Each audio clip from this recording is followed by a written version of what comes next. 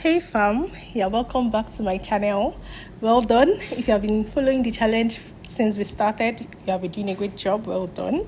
All right, so today I'm going to tell you about mistakes that a lot of students actually make when it comes to the financial statement analysis. Now, before we continue, if you have not subscribed, please hit the subscribe button and share this video with everyone you know would benefit from it. All right, so now financial statement analysis is basically you analyzing the financial statement, and in this case they will tell you to either use ratios or trend, or there's so many tools that you can actually use to assess the financial statements. But before I even start and before I even say anything, the major tools that I can test is like if you check a lot of past questions, you'll see that it's usually trend analysis or ratio analysis. But well, we're not going into stories today. I have a video on financial statement analysis, so if you want to learn more about it, just go there. It's the mistakes that we're actually focusing on today.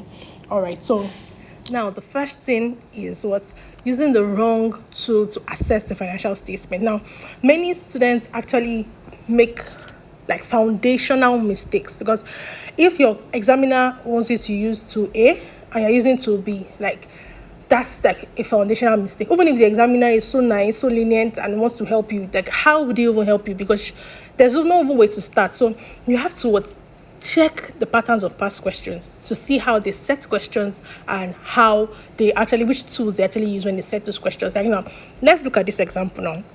The question said evaluate profitability, liquidity, financial management.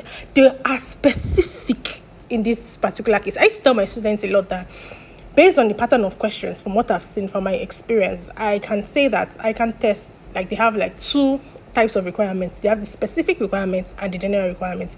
General requirements comes in forms like, they'll tell you something like evaluate the financial statements of XYZ Limited from 2018 to 2020, or assess the draft financial statement or the management account from so year to so year. Do you understand? So in that case now, that's like a general requirement. In this case now, you can use trend and ratios, because this is like, for you to properly assess, you have to like check different aspects of the financial statement. And by the way, if you don't know what trend analysis is or ratio analysis, if you're having difficulty with that, I have videos on that. Check the description of this video.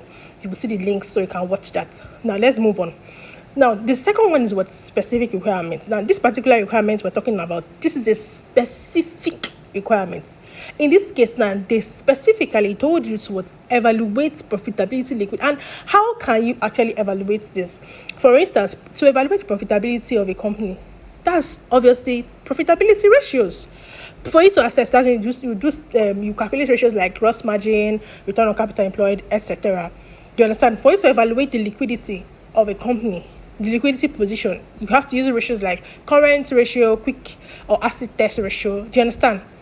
Financial management too, you have gearing and the likes, and operational efficiency, you have inventory turnover and the likes. So if a student did not even do any ratio, you went to do only trend, that's not it. So that's the first thing. So check your requirement very well. Don't always say because you have crammed, because you know when people get a pre-seen, they'll just cram a lot of things and then they'll enter the exam hall, and because you feel like, oh, I've crammed, I have to pour everything, my my energy must not waste. No, please, that is what you should do. So check your requirements very well.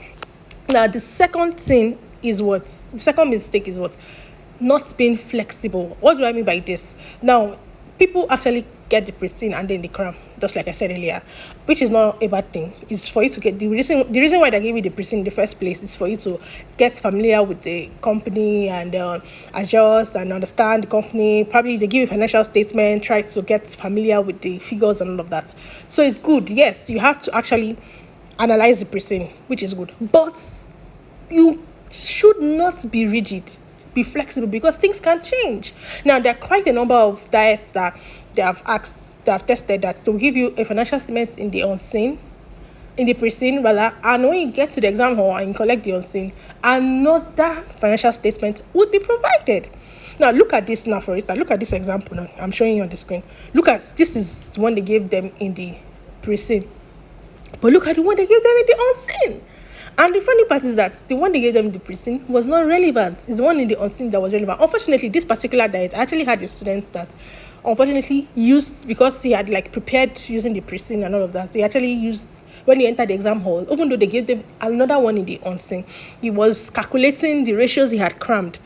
And unfortunately, you understand, so that actually affected the scores. So please keep an open mind when it comes to financial statement analysis. Anything can change. And even gone, they could actually give you one financial statement, that's the one in the pre-seen. But in the unseen, you know how accounting works now. They'll just give you one additional information that would change everything. Like now, if you look at May 2024 diets, now this one, they even gave them a financial statement in the unseen, but you can see now that they gave them some things to change. This notes to the account, they had to work on the financial statement. So in this case now, a student that just took the financial statements in the unseen, and then they said that anyone in the unseen is one we use. Let's go and use the one in the unseen, and you did not check the notes to the account. That's going to affect your score. So as much as you're saying, if they give me the one in the unseen, let me check, maybe it's the one in the unseen they want me to use. Still check very well. This one in the unseen, is there any additional information that would change it or not? You understand? Just try to assess it very, very well. Now, the next mistake is not learning ratios at all.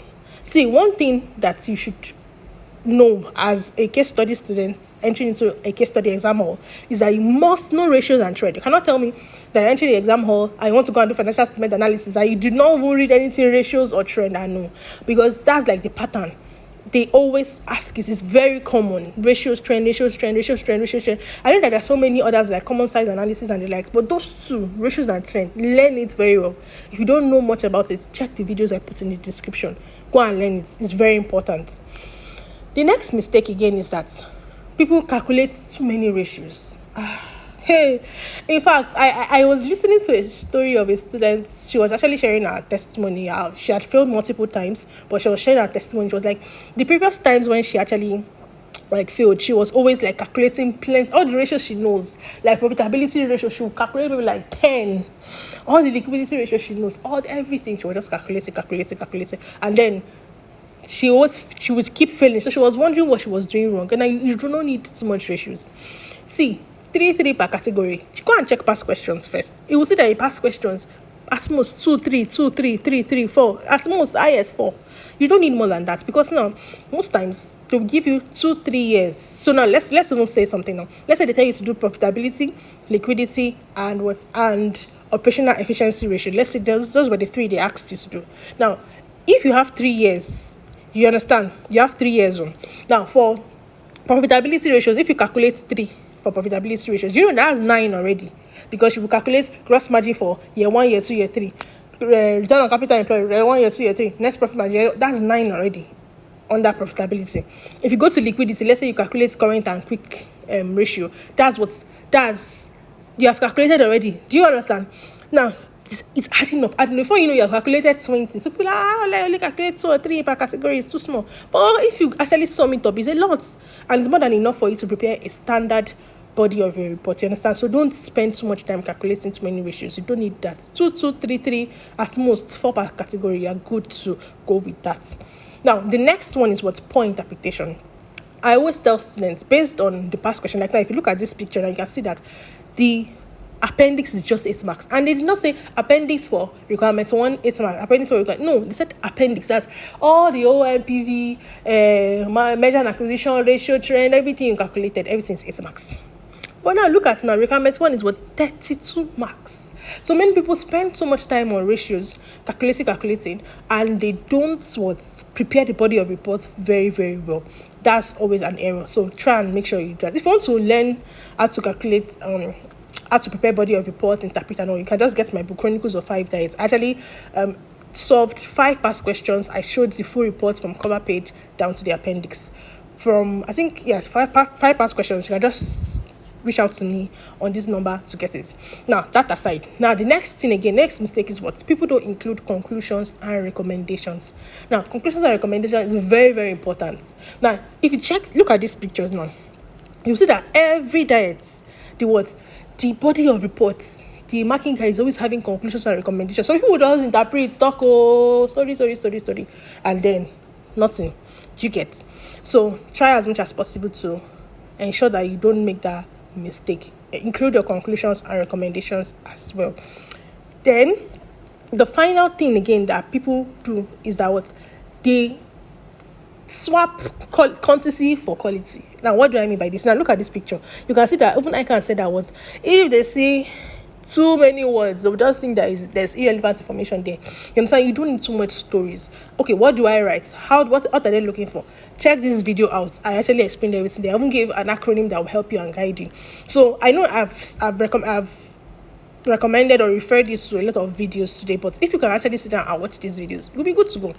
You understand? So these are the mistakes that students make, and it looks like, oh, I know someone might be saying, I mean, I can never make this mistake, but seriously, it's under exam tension. Most people that actually think they won't make these mistakes actually make them, and it's very unfortunate. So that's why I actually created this video, so you can point them out, and as you study, you will know that, oh, I should not do this, I should not do this, All right, so I'll see you tomorrow. Thank you so much for joining me. If you haven't subscribed, please hit the subscribe button, and I will see you tomorrow. Bye. Check the description for the link to register for the class.